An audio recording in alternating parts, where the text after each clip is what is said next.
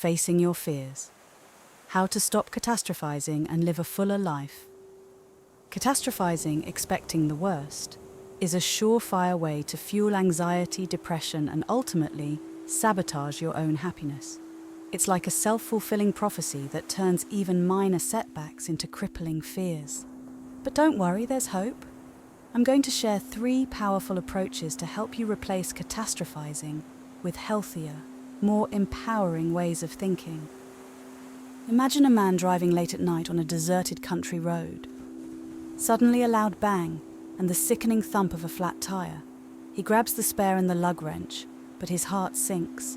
His jack is missing. His phone has no signal, leaving him stranded in the darkness. As he walks down the road towards a distant porch light, his mind races. He anticipates the farmer being asleep, grumpy about being woken up, and maybe even having a dog that will attack him. But as he continues, his fears escalate. What if the farmer doesn't even have a jack? What if he has a gun? What if he robs me? He's scared, but anger fuels his determination. He knows the farmer will probably be a jerk, but he needs that jack. He reaches the door, knocks, and waits. As he hears footsteps, he imagines a red-faced, bug-eyed farmer about to wrench open the door. It swings open and the farmer simply says, "Can I help you?" In a fit of fear and anger, the man yells, "I don't want your dang jack anyway." He slams the door shut and storms away. This is a classic example of catastrophizing. It's a common cognitive distortion, a thinking error where we perceive any situation, present or future, as a disaster. For example, we worry about failing a test and then envision a catastrophic chain of events: failing out of school, working at McDonald's, never achieving success, and ultimately dying homeless on the street. It's about taking a challenging situation and interpreting it as irredeemably terrible, horrible, and unrecoverable. We've all encountered those people who react to a B on a test with a wail of, "I'm failing math class." Or the parent who declares, "If you don't do your chores, your college roommates will hate you and no one will want to marry you." Like the man with the flat tire, catastrophizing often stems from genuine setbacks. But then our distorted thinking turns that reality into a belief that something truly horrible is about to happen. This man imagined being shot, attacked, and robbed. At its core, catastrophizing is about our habitual response to challenges or shortcomings. Take a moment to pause and reflect. How do you typically think about failure? When these habits become ingrained, they contribute to anxiety and depression, leading people to imagine they'll never recover. Consider these common examples. Someone with anxiety imagines losing control. A man with panic disorder might predict that going to the mall on a weekend afternoon will trigger a panic attack, and then catastrophize by thinking it's a terrible, unbearable experience, instead of simply acknowledging it as uncomfortable.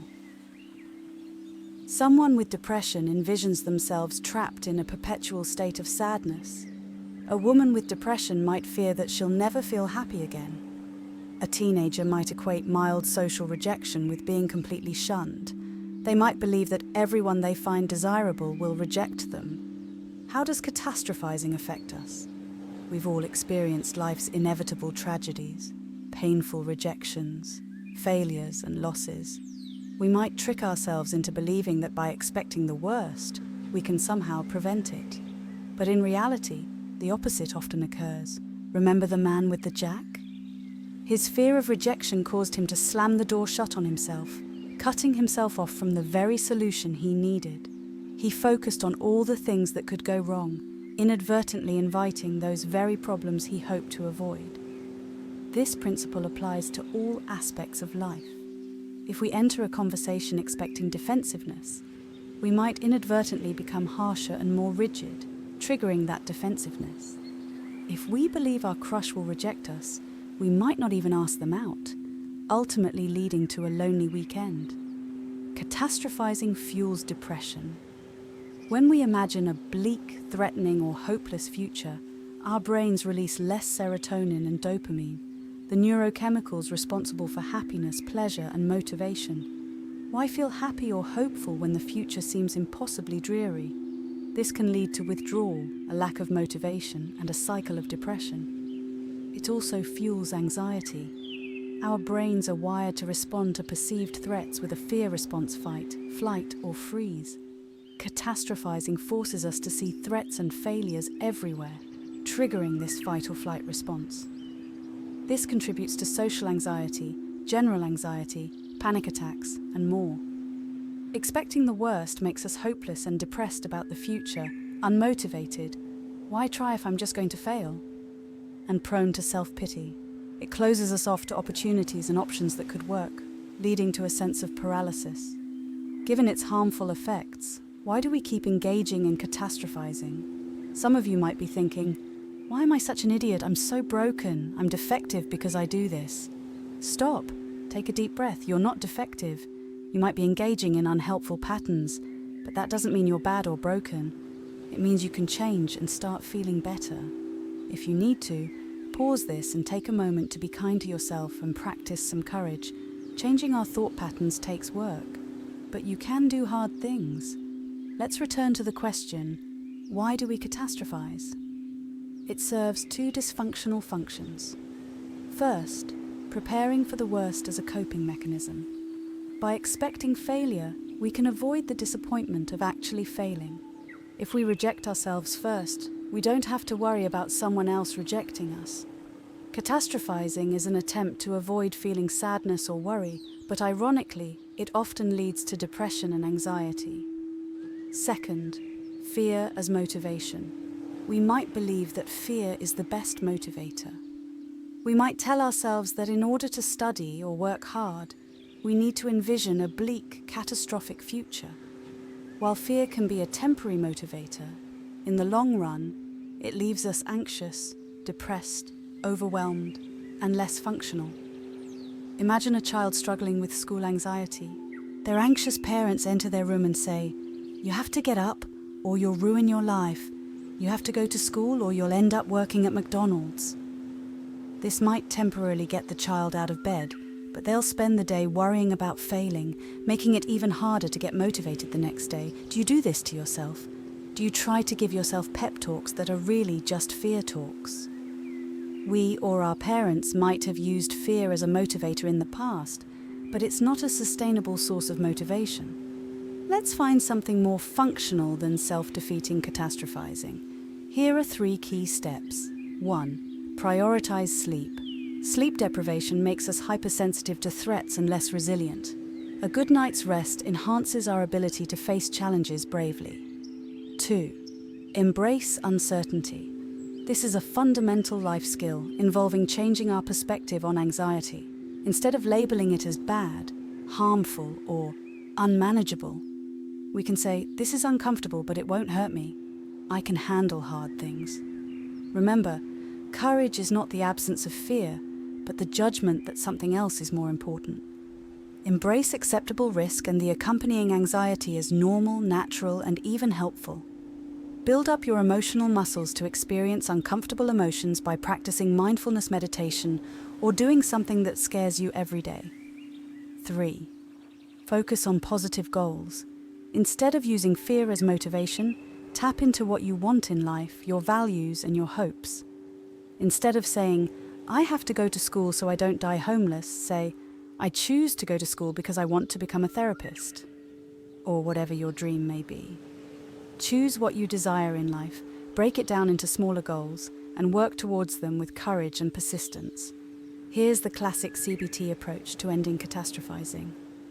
1. Notice when you're catastrophizing. What are the words you use when you do this?